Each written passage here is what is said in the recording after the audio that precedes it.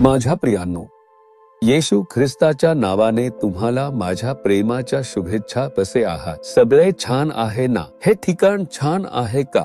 हे देवाचे बाग आहे. हा बाग प्रार्थनेची बाग आहे. हे वॉकिंग विथ गॉड गार्डन आहे, म्हणजेच देवासोबत चालण्याची बाग. देवासोबत चालत, बोलत, स्तुती करत आणि त्याच्याकडे मागण्या मांडण्याचे हे एक अद्भुत ठिकाण आहे.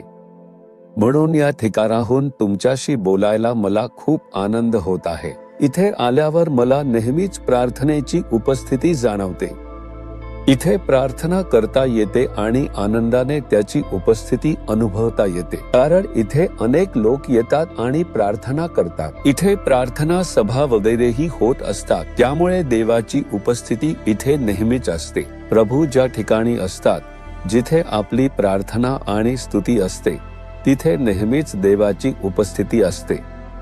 म्हणूनच आपल्या घरी नेहमी स्तुती करावी, प्रार्थना करावी असं सांगितलं जातं. हा दिवस खूप महत्वाचा दिवस आहे, माहितीये का? कारण आपण महिन्याच्या पहिल्या दिवशी, म्हणजेच नवीन महिन्याच्या पहिल्या दिवशी आलो आहोत. या दिवशी प्रभूने मला कोणतं वचन दिलं आहे हे जाणून घ्यायचे असं तुम्हाला नक्कीच वाटेल. प्रत्येक महिन्यात प्रभू देणाऱ्या वचनांवर विश्वास ठेवून, ते सांगून, प्रार्थना करत करत दररोज विजयाची जीवनशैली जगणारे अनेक लोक मी ओळखतो. जिथे जिथे जातात तिथे ते सांगतात, प्रभू माझ्याशी या शब्दाने बोलले. हेच वचन पुन्हा पुन्हा सांगून, प्रार्थना करून मी प्रत्येक दिवस आनंदाने पार पाडतो असं ते म्हणतात. म्हणूनच प्रभू बोलतात, ठीक आहे, प्रभूने कोणतं वचन दिलं आहे? यशाया 54वा अध्याय 4 वचन. प्रभू म्हणतो, भिऊ नकोस, तू लज्जित होणार नाहीस. प्रभू म्हणतात, माझ्या मुला, माझ्या मुली, तू भिऊ नकोस, तू लाजणार नाहीस. परिस्थिती पाहिली तर असं वाटते की आपण लाजून जाऊ. मदत करतो असं सांगितलेल्यांनी हात सोडून दिले. माझ्या वाट्याला इथून काहीतरी आशीर्वाद चांगलं मिळेल असं मी अपेक्षित केलं होतं, पण दार बंद झालं. सगळं व्यवस्थित होईल असं वाटलं, पण अडथळा आला. माझं असं वाटले की मी लाजून जाईन. या परिस्थितीच्या मधोमध कसं जगायचं अशी संघर्षाची भावना सगळ्यांना असतेच ना.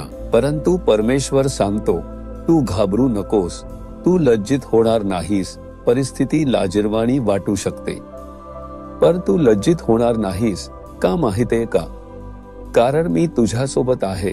माझ्या मुला, माझ्या मुली, मी तुझ्यासोबत आहे ना. मग मी तुला लाजिरवाण होऊ देईल का? कशासाठी तू घाबरतोस? घाबरू नकोस असं तो सांगतो. हे सांगणारा परमेश्वर खरा देव आहे. आपण देवाचं घर बांधायला सुरुवात केली की लगेच सगळ्यांना कळवले. लोक सगळे प्रार्थना करतात. परमेश्वर येऊन बांधून देणार आहे, जागा दिली आहे. मग बघा, धार्मिक कट्टरपंथी संघटना येतात. ते चक्क 40 वर्षांपूर्वीच इथे गावात आले होते.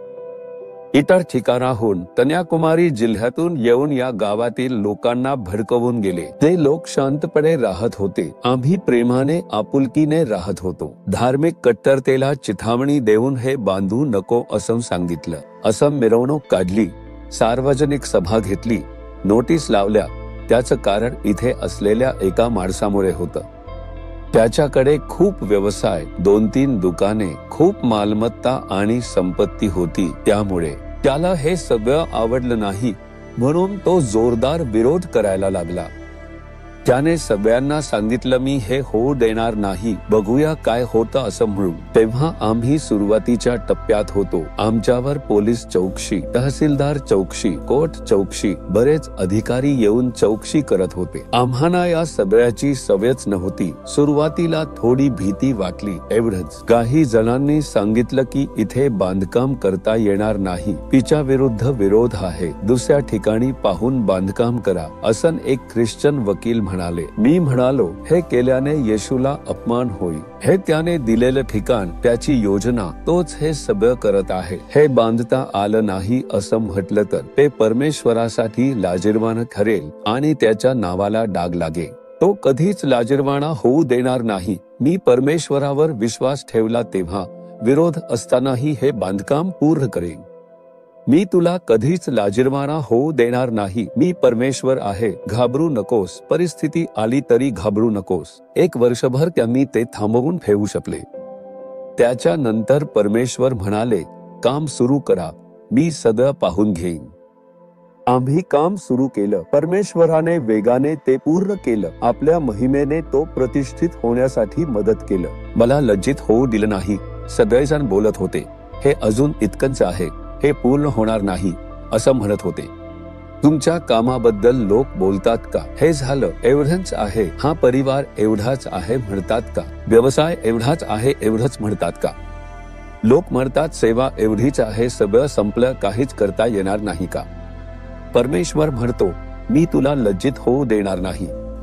आतापर्यंत आलेल्या सर्व अडथळे, विरोध हे सगळं बदलून जाईल. या महिन्यात प्रभू तुमच्यासाठी एक चमत्कार करणार आहे. तो तुम्हाला लाजू देणार नाही. तुम्हाला लाज आणण्याचा प्रयत्न करणाऱ्या सैतानाच्या कारवाया आणि मानवी शक्ती सगळ्या निष्प्रभ होती. विश्वासू लोकांनो, घाबरू नका असं परमेश्वर सांगतो. तुम्ही असे म्हणता का, प्रभू घाबरू नकोस, तू मला लाजू देणार नाहीस तसे वचन दिले, त्यासाठी तुझे आभार, स्तुती असो. मला लज्जित होऊ देण्यासाठी तू मला सोडणार नाहीस. या गोष्टीत तू चमत्कार करशील, मी विश्वास ठेवतो. या महिन्यातील सर्व परिस्थिती प्रमुख रूपांतरित होणार आहेत. असा अद्भुत बदल मी पाहणार आहे. विश्वास ठेवतो येशू ख्रिस्ताच्या नावाने. आमेन, आमेन. இயேசு விடுவிக்கிறார் யூடியூப் சேனலை சப்ஸ்கிரைப் செய்திடுங்கள். சப்ஸ்கிரைப் பட்டனை கிளிக் செய்து பெல் சின்னத்தையும் கிளிக் செய்து அன்றாட புது நிகழ்ச்சிக்கான தகவலை பெற்றிடுங்கள்.